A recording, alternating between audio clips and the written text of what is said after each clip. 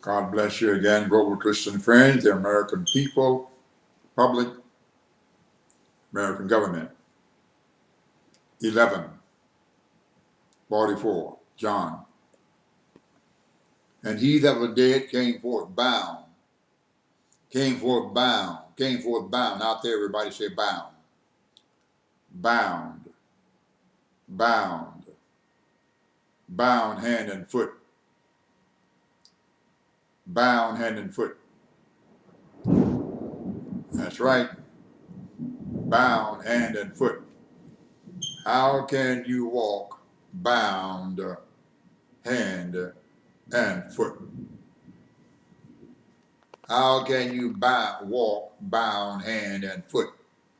Stop and consider this 44th verse out there across the world.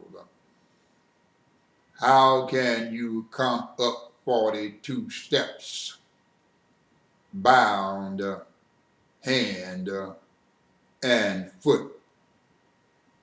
I thank God that we're able to shed light on this tomb there and this incident at Bethany. You cannot try it. Please try it. Anybody out there? Try walking up 42 steps from the low surface of the ground, bound hand and foot. How can you balance yourself? Number one, you need a balance to balance yourself.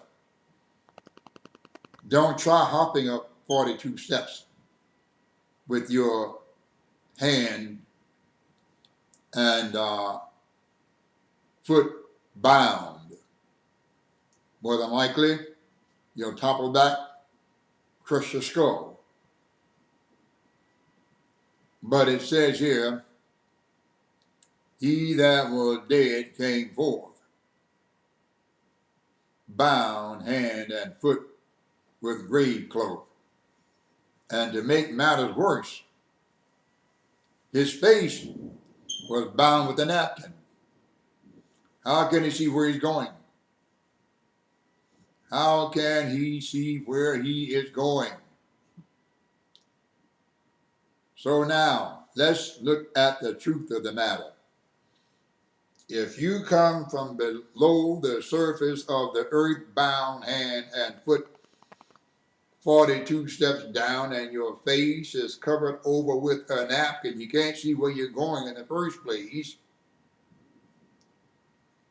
Look at the truth of that incident and let good old spiritual common sense tell you what took place and how such a thing could have happened, because it says his face was bound with a napkin.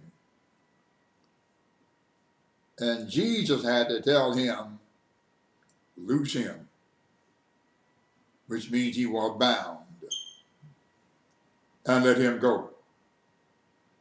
Now, here's one been in the ground 4 days.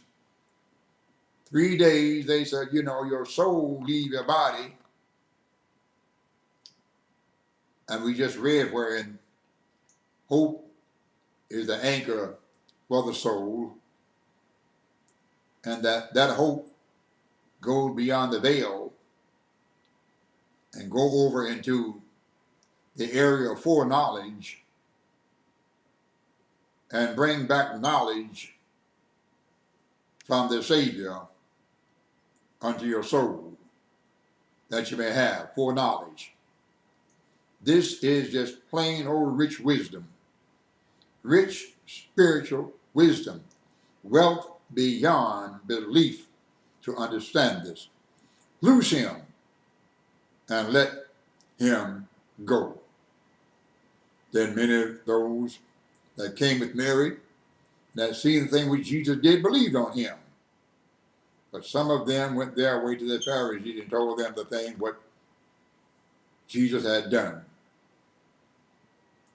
Then gathered the chief priests and the Pharisees a council and said, what do we? Well, this man doeth many miracles. And the thing is, the miracle that he do, we don't look at them today in the magnitude that you ought to look at them. You don't give Jesus enough credit in the churches.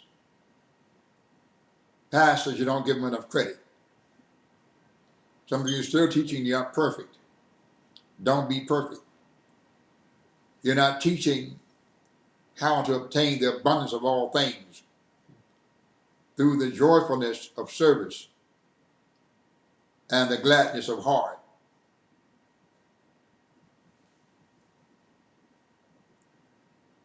Verse 48, if we let him thus alone, all men will believe on him. Well, on one occasion he said, if I be lifted up from the earth, I'll draw all men unto me in the first place. Remember that statement? If I be lifted up from the earth, I'll draw all men unto me. Here, if we left him this way, all men will believe on him, and they should. And the Roman will come and take away both our place and nations. And one of them, named Caiaphas, being the high priest that same year, said unto them, you know nothing at all, nor consider that it is expedient for us. Like Jesus would say, it is expedient for you that I go away. For if I go not away, the comfort will not come. It is expedient for us that one man should die for the people, and that the whole nation should perish. And this spake he not of himself, but being high priest that year, he prophesied that Jesus should die for the nation. Not only for the nation, but for the world. He died for the sins of the world, not just for the nation, but for the sins of the world. And not for that nation only, but that also he should gather together in one the children of God that were scattered abroad. That's his job. His job is to magnetize. He is magnetic, like iron is attracted to magnetic force lines.